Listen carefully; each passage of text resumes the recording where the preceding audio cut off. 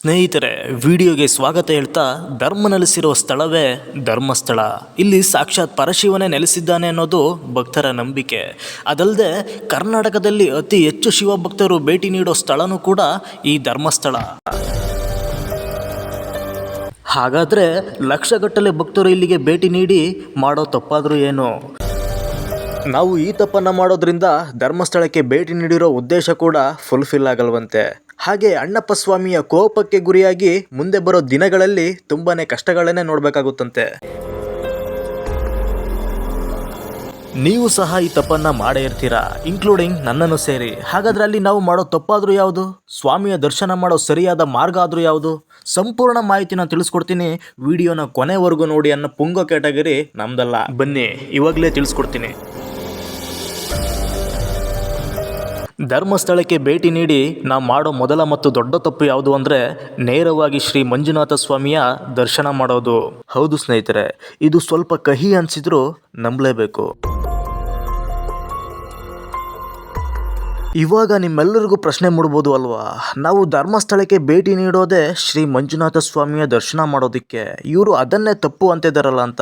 ಅದಕ್ಕೆ ಒಂದು ಕಾರಣ ಮತ್ತೆ ಒಂದು ಹಿನ್ನೆಲೆನೂ ಇದೆ. ಇದನ್ನ ತಿಳಿಯೋದಕ್ಕಿಂತ ಮುಂಚೆ ಏನು ಮಾಡಬೇಕು ಅನ್ನೋದನ್ನ ಇವಾಗಲೇ ಹೇಳ್ಬಿಡ್ತೀನಿ ಕೇಳಿ. ನೀವು ಧರ್ಮಸ್ಥಳಕ್ಕೆ ಭೇಟಿ ನೀಡಿ ಶ್ರೀ ಮಂಜುನಾಥ ಸ್ವಾಮಿಯ ದರ್ಶನ ಮಾಡೋಕ್ಕೂ ಮೊದಲು ಅಣ್ಣಪ್ಪ ಸ್ವಾಮಿ ಬೆಟ್ಟಕ್ಕೆ ತೆರಳಿ ನಮಸ್ಕರಿಸಿ ಅವರ ಅಪ್ಪಣೆ ಪಡೆದ ನಂತರವೇ ಶ್ರೀ ಮಂಜುನಾಥ ಸ್ವಾಮಿಯ ದರ್ಶನ ಮಾಡಬೇಕು. ಇದರಿಂದ ಅಣ್ಣಪ್ಪ ಸ್ವಾಮಿಯು ಸಂಪೂರ್ಣ ಪ್ರಸನ್ನಗೊಂಡು ಶ್ರೀ ಮಂಜುನಾಥ ಸ್ವಾಮಿಯು ನಿಮ್ಮ ಇಷ್ಟಾರ್ಥಗಳನ್ನು ಈಡೇರಿಸುತ್ತಾರೆ ಅನ್ನೋದು ಅಲ್ಲಿನ ಪ್ರತೀತಿ ಮತ್ತು ಸತ್ಯನೂ ಕೂಡ. ಇದಕ್ಕೆ ಒಂದು ಕಾರಣ ಮತ್ತೆ ಒಂದು ಹಿನ್ನೆಲೆ ಇರಬೇಕಲ್ವಾ? ಕಾರಣ ತಿಳಿಯೋಕ್ಕೂ ಮುಂಚೆ ಹಿನ್ನೆಲೆ ತಿಳಿಯೋಣ ಬನ್ನಿ. ಸ್ನೇಹಿತರೆ, ನೀವು ಇವಾಗ ನೋಡ್ತಾ ಇರುವಂತಹ ಧರ್ಮಸ್ಥಳ ಕ್ಷೇತ್ರ ಏನಿದೆ, ಮೊದಲು ಅದು ಧರ್ಮಸ್ಥಳ ಆಗಿರಲಿಲ್ಲ. ಹಾಗಿದ್ರೆ ಆ ಸ್ಥಳ ಮೊದಲು ಏನಾಗಿತ್ತು? ಶ್ರೀ ಮಂಜುನಾಥ ಸ್ವಾಮಿ ಅಲ್ಲಿ ಬಂದು ನೆಲೆಸಿದ್ದಾದರೂ ಹೇಗೆ? ಮತ್ತು ಇನ್ನೂ ಹಲವು ಇಂಟ್ರೆಸ್ಟಿಂಗ್ ಮಾಹಿತಿಯನ್ನು ಈ ವಿಡಿಯೋದಲ್ಲಿ ತಿಳಿಸ್ಕೊಡ್ತೀನಿ ಬನ್ನಿ.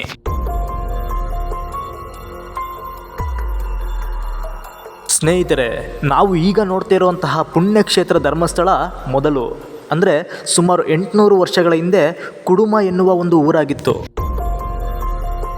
ಆ ಕುಡುಮ ಎನ್ನುವ ಊರಿನಲ್ಲಿ ಜೈನ ಸೈನ್ಯಾಧಿಕಾರಿಯಾಗಿದ್ದಂತಹ ವೀರಣ್ಣ ಪ್ರಗಡೆ ಮತ್ತು ಅವರ ಹೆಂಡತಿ ಅಮ್ಮು ಬಲ್ಲಾಳ ದೇವರು ಎಂಬ ದಂಪತಿಗಳು ಈಗ ನಾವು ನೋಡುವಂತಹ ಶ್ರೀ ಮಂಜುನಾಥ ಸ್ವಾಮಿ ನೆಲೆಸಿರುವ ದೇವಸ್ಥಾನ ಏನಿದೆ, ಆ ದೇವಸ್ಥಾನದ ಒಳಗಡೆ ವಾಸ ಮಾಡ್ತಿರ್ತಾರೆ. ಜೊತೆಗೆ ದಾನ ಧರ್ಮಗಳನ್ನು ಮಾಡಿಕೊಂಡು ಜೀವನ ಸಾಗಿಸ್ತಿರ್ತಾರೆ.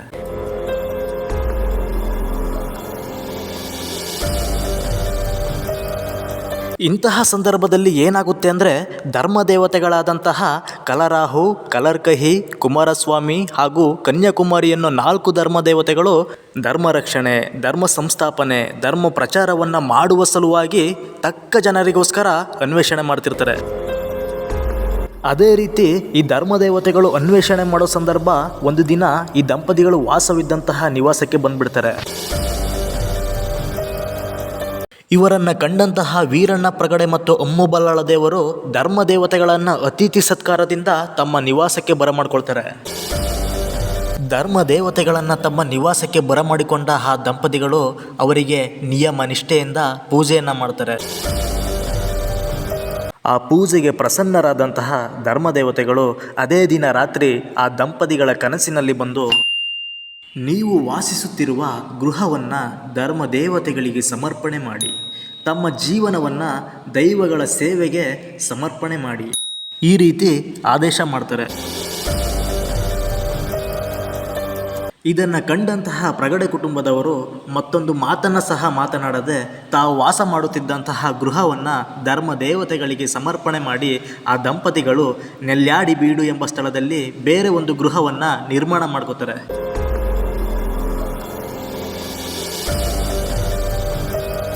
ಕಾಲಕ್ರಮೇಣ ಧರ್ಮ ದೇವತೆಗಳಿಗೆ ಸಮರ್ಪಣೆ ಮಾಡಿದಂತಹ ಗೃಹನೇ ಶ್ರೀ ಕ್ಷೇತ್ರ ಮಂಜುನಾಥ ಕ್ಷೇತ್ರವಾಗಿ ಮಾರ್ಪಾಡಾಗುತ್ತೆ. ಪ್ರತಿದಿನ ಪೂಜೆ ನಡೀತಾ ಇರುತ್ತೆ. ಹೀಗೆ ಒಂದು ದಿನ ಪೂಜೆ ಮಾಡುವ ಸಂದರ್ಭ ಪೂಜಾರಿಯ ಮೈ ಮೇಲೆ ದೇವರು ಬಂದು ಈ ಸ್ಥಳದಲ್ಲಿ ಒಂದು ಶಿವಲಿಂಗವನ್ನು ಪ್ರತಿಷ್ಠಾಪನೆ ಮಾಡಬೇಕೆಂದು ನುಡಿತಾರೆ. ಇದೇ ವೇಳೆ ಕಾಶಿಯಿಂದ ತಂದಂತಹ ಒಂದು ಶಿವಲಿಂಗ ಮಂಗಳೂರಿನ ಸಮೀಪವಿರುವ ಕದ್ರಿ ಎಂಬ ಜಾಗದಲ್ಲಿರುತ್ತೆ.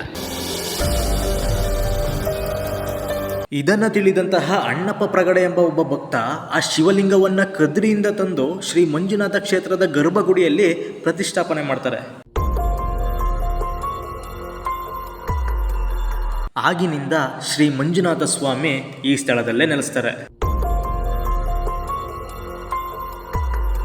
ಶ್ರೀ ಮಂಜುನಾಥ ಸ್ವಾಮಿ ಇಲ್ಲಿ ನೆಲೆಸಲು ಕಾರಣಕರ್ತರಾದ ಶ್ರೀ ಅಣ್ಣಪ್ಪ ಸ್ವಾಮಿ ಆಗಿನಿಂದ ಧರ್ಮ ದೇವತೆಗಳ ಅಧಿಪತಿಯಾಗಿ ತುಂಬ ನೇಮ ನಿಷ್ಠೆಗಳಿಂದ ಶ್ರೀ ಕ್ಷೇತ್ರದಲ್ಲೇ ನೆಲೆಸ್ತಾರೆ.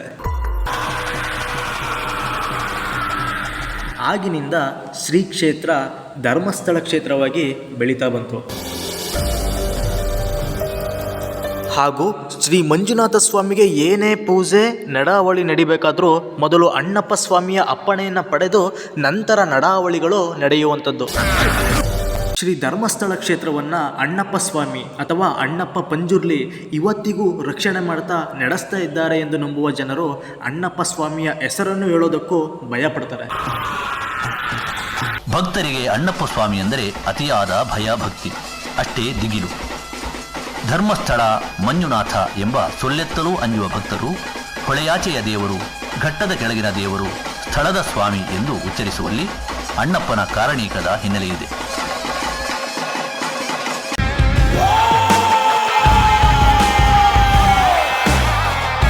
ಕೇಳಿದ್ರಲ್ವ ಸ್ನೇಹಿತರೆ, ಧರ್ಮ ದೇವತೆಗಳಿಗೆ ಆಜ್ಞಾಪಿಸುವ ಶ್ರೀ ಅಣ್ಣಪ್ಪ ಸ್ವಾಮಿ ಬೆಟ್ಟಕ್ಕೆ ಹೆಂಗಸರು ಮತ್ತು ಚಿಕ್ಕ ಮಕ್ಕಳು ಹತ್ತುವಾಗಿಲ್ಲ. ಕೇವಲ ಪುರುಷರು ಬೆಟ್ಟವನ್ನೇರಿ ಧರ್ಮ ದೇವತೆಗಳ ದರ್ಶನ ಪಡೆದು ಅಣ್ಣಪ್ಪ ಸ್ವಾಮಿಯ ದರ್ಶನ ಪಡೆದು ನಮಸ್ಕರಿಸಿ ನಂತರ ಮಂಜುನಾಥ ಸ್ವಾಮಿಯ ದರ್ಶನ ಪಡೆಯಬೇಕು. ಹೆಂಗಸರು ಮತ್ತು ಚಿಕ್ಕ ಮಕ್ಕಳಿಗೆ ಬೆಟ್ಟವನ್ನು ಹತ್ತಲು ಅವಕಾಶವಿಲ್ಲವಾದ್ದರಿಂದ ಬೆಟ್ಟದ ಕೆಳಗೇ ಇರುವಂತಹ ಶ್ರೀ ಅಣ್ಣಪ್ಪ ಸ್ವಾಮಿಯ ಪಾದಕ್ಕೆ ನಮಸ್ಕರಿಸಿ ಪಾದದ ಕುಂಕುಮವನ್ನು ಹಣೆಗೆ ಧರಿಸಿ ನಂತರ ಶ್ರೀ ಮಂಜುನಾಥ ಸ್ವಾಮಿಯ ದರ್ಶನ ಪಡೆಯಬೇಕು. ಆಗ ಮಾತ್ರ ನೀವು ಧರ್ಮಸ್ಥಳಕ್ಕೆ ಭೇಟಿ ನೀಡಿದ್ದಕ್ಕೂ ಒಂದು ಅರ್ಥಪೂರ್ಣ ಮತ್ತು ಅದರ ಸಂಪೂರ್ಣ ಪುಣ್ಯ ಫಲ ಪಡೆದಂತಾಗುವುದು. ಇಲ್ಲವಾದರೆ ಅಣ್ಣಪ್ಪನ ಕೋಪಕ್ಕೆ ಗುರಿಯಾಗಿ ಕೆಲವು ದಿನಗಳು ಒಳ್ಳೆಯ ರೀತಿ ಅನಿಸಿದರೂ ಬರುವ ದಿನಗಳಲ್ಲಿ ತುಂಬ ಕಷ್ಟಪಡಬೇಕಾದ ದಿನಗಳು ಬರುತ್ತವೆ.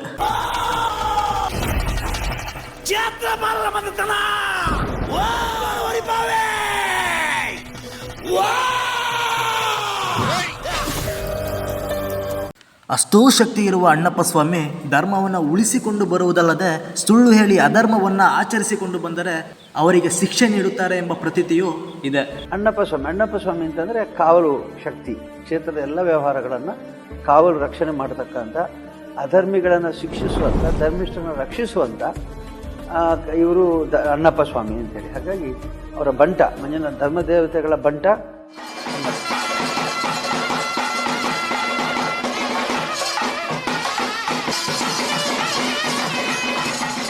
ಈ ಲೋಕದ ಎಲ್ಲ ವ್ಯವಹಾರಕ್ಕೂ ಭಗವಂತ ಸಾಕ್ಷಿ. ಮಂಜುನಾಥ ಸ್ವಾಮಿ ಯಾವಾಗಲೂ ಅನುಗ್ರಹ ಮಾಡ್ತಾರೆ. ಅವರಿಗೆ ಎಂದೂ ಸಿಟ್ಟು ಬರುವುದಿಲ್ಲ, ಅವರಿಗೆ ಕೋಪನೂ ಬರುವುದಿಲ್ಲ. ಆದರೆ ಅಣ್ಣಪ್ಪ ಭೂತ ಅನ್ನೋನು ಬಹಳ ಶೀಘ್ರವಾಗಿ ಸ್ಪಂದಿಸ್ತಾನೆ. ಈಗ ಯಾರಾದರೂ ನನಗೆ ಅನ್ಯಾಯ ಆಗಿದೆ, ನನಗೆ ವಂಚನೆ ಆಗಿದೆ, ನನಗೆ ಮೋಸ ಆಗಿದೆ, ನನಗೆ ಪಾಲು ಸಿಗಲಿಲ್ಲ, ಯಾರು ನನಗೆ ದುಡ್ಡು ತಗೊಂಡು ನನಗೆ ಕೊಟ್ಟಿಲ್ಲ ಅಂತ ಬಂದು ಮಂಜುನಾಥ ಸ್ವಾಮಿಗೆ ದೂರು ಕೊಟ್ಟರೆ ದೂರು ಸ್ವಾಮಿಗೆ ಕೊಡುವಂಥದ್ದು. ಆದರೆ ಸ್ವಾಮಿಯ ಅಣ್ಣಪ್ಪನಿಂದ ಅದೆಲ್ಲ ಶಿಕ್ಷೆ ಕೊಟ್ಟು ಅವರನ್ನು ಪರಿಹಾರ ಕೊಡುವಂಥ ಕಾರ್ಯ ನಡೀತದೆ. ಇಷ್ಟೆಲ್ಲ ಭಯ, ಭಕ್ತಿ, ಶಕ್ತಿಯನ್ನು ಹೊಂದಿರುವ ಈ ಧರ್ಮಸ್ಥಳದ ಇನ್ನೊಂದು ವೈಶಿಷ್ಟ್ಯವೆಂದರೆ ಇದು ಶಿವನ ದೇವಸ್ಥಾನವಾಗಿದ್ದು ಇಲ್ಲಿ ಆಡಳಿತ ಮಾಡುವವರು ಜೈನ ಮತದವರಾಗಿದ್ದಾರೆ ಮತ್ತು ಶ್ರೀ ಮಂಜುನಾಥ ಸ್ವಾಮಿಯನ್ನು ಪೂಜೆ ಮಾಡುವ ಅರ್ಚಕರು ವೈಷ್ಣವರಾಗಿರುವುದು ಈ ಸ್ಥಳದ ಮತ್ತೊಂದು ವಿಶೇಷ. ನೋಡಿದ್ರಲ್ವ ಸ್ನೇಹಿತರೆ, ಸುಮಾರು 800 ವರ್ಷಗಳ ಹಿಂದೆ ಕುಡುಮ ಎಂಬ ಒಂದು ಚಿಕ್ಕ ಊರು ಇವತ್ತು ಜಗತ್ ಪ್ರಸಿದ್ಧ ಧರ್ಮಸ್ಥಳ ಪುಣ್ಯಸ್ಥಳವಾಗಿ ಬೆಳೆದು ಬಂದಂತಹ ಆದಿಯನ್ನು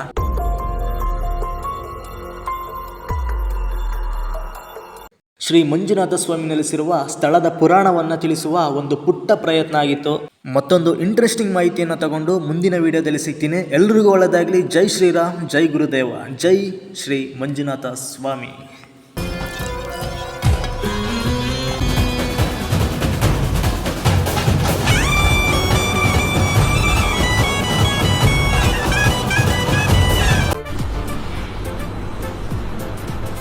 ಅಷ್ಟೇ.